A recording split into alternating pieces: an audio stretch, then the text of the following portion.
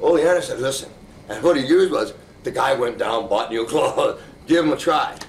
So when I came back the next week, and I didn't have any idea this was going on, I guess the ratings had gone up a little bit, and there was a bit of a buzz.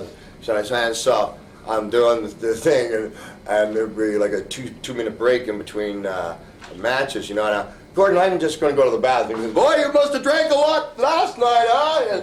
You know, Gordon, so great. I love him so much. He protected me so much because I would come out of the can, you know. One time I was coming out of the can, man, Tommy Rich is coming in the can, and I'm hearing 30 seconds, Piper, 30 seconds, and Tommy smashing, he goes, listen to me, he goes, damn, man, who potatoed you? My nose was bleeding. Then he goes, I'm in a suit, he goes, why, you haven't even worked yet. Just get the fuck out of my way. Yeah, and so I come out, and Soli was, I had a beer. You know, like, chill, 1, 2. I'm looking at the lights, and Gordon's up there. Yes, Rod, he says, you know, in studio wrestling terms, you know, no expense, showing lights and whatever. And Louis looked at the ceiling for about a minute, and he'd kind of tell me what was going on in the ring, and he took good care of me. He's a real friend, man. But the truth be known, the first person that was going to try to take over the world came right in that era, and it was Barnett. And Ole I was working Charlotte, and I was working Atlanta, and Charlotte had been doing Toronto. And then, so we were all over the place. And Ole Anderson came up to me, and him and Barnett had been talking and would ask me if I'd have trouble working against any other promoters, you know, just loose or something like that, and that they had these thoughts of. And I was given a contract with Barnett. Now, one of the problems is when on TV, Jim Barnett's criticism is, make him smile. He's got such a lovely smile. You know, and I get this back. I'm a heel. You know, make him smile. And I had one thing in my head. I just had, you know, there I am smiling. There's Jimmy. I wouldn't smile for nothing, man. I would, fuck you. And, you know, which cost me a lot of money over a lot of years. But there's somebody from Chicago that was backing Jim Barnett. Didn't want Jim to do this, and he came under a deposition, and they're used to, everybody was so afraid of this guy because he was a Phi Kappa Beta, and he, you know, this is the truth. He, whatever school it was, Yale, he attended one day seminar one time, and he used to have a picture with President Carter on who was it? One of the guys with a mask on, Johnny Walker maybe.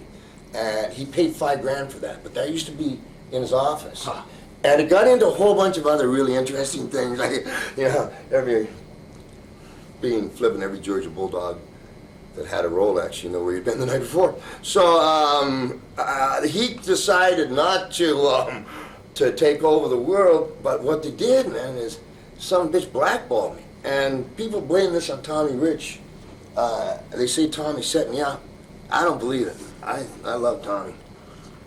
What happened was, though, I had a double shot, Chattanooga and someplace else, and Miami, he's driving, and he's making great time, but we're going the fucking wrong way. And we're supposed to be there at 3, and finally, when he realizes it, he gives a call, and all the state troopers said, just put the hammer, and they had him pegged there. And boom, we got in there about 6, and remember Bill Eady, and you know, boom, boom, got that match done, boom, over the one, and boom, they fired me. And I had, I can't remember, 2-year contract, and they just fired me. I remember the next day, some referee kind of, you know, knocking on my door and slipping it under my door and running away. And then somebody, let's just put it this way, somebody turned me into the IRS at the same time. Right. And just, I guess we used to have a terminology called blackballed. And that's when I started going over to Santo Domingo with Flair and San Juan with Flair. We got that all sorted out, but I think if I can capsulize here all this rambling I've been doing, that particular time there was the beginning of this whole sweep. and it came literally the North versus the South because Larry Zbyszko turned on Bruno, did $550,000 at Shea Stadium. Davy Crockett and Dusty Rhodes all got a hair up their ass. Oh yeah, and they did Greensboro, first pay-per-view, if that's what you want to call it. That idea, with Flair against Race in the Dark cage. 83. Thank you. Turn the camera on you. And that was their answer to Shea Stadium. And the Mason-Dixon line was right between Washington and Richmond. And if I just kind of, this is starting the war, and I got to give Jimmy Crockett a lot of credit here. All of a sudden, Jimmy Crockett calls me in the office one day and he says, Vince McMahon Sr. just called and wants to use you. Most promoters would have just drug you along and threw you the bone at the end. And I did the honorable wrestler thing. I get my notice now, thank you. And I went up. But what they were doing then is they were grabbing all the rebel, if you will, or whatever, wrestlers, because they had decided that they were going to take over the world. And, all of a sudden, a Schultz and a Norndorf, and, these and so like, I'll get there, whatever you want to. But the important part with Charlotte, if you want me to tell you any personal stories, I won't, but the important part with Charlotte is that between that Atlanta and Charlotte bubbling away, the talent that they had, young Ric Flair, Dusty Rhodes was great. I can't remember the Four Horsemen. There's two. Pardon me, sir. Steamboat. Ricky Steamboat. Oh, Ricky Steamboat! What a treat, man!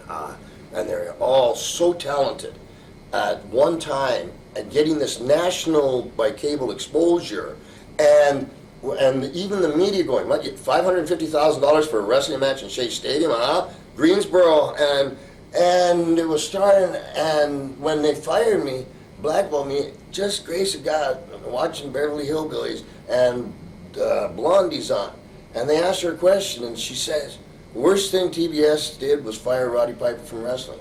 And she came later, came on the set of it, for no reason. I'd never met the lady. Who's this? Blondie, Debbie Hanna. Okay. And, yeah. Guys, Lucille Ball, same thing I do. So, work with me, Rob, work with me. And so, that kind of thing, Blondie was quite hot back then. And for a rock and roll celebrity or to throw a wrestler's name was, I remember sitting on the couch like, we never had that kind of attention. So I'm just trying to say, Rob, that, and I'll get off and let you ask me what, that era is really where WrestleMania started and started bubbling away. And that's the kind of attention we were just beginning to get. As for on the road kind of stuff, you'll have to be poignant.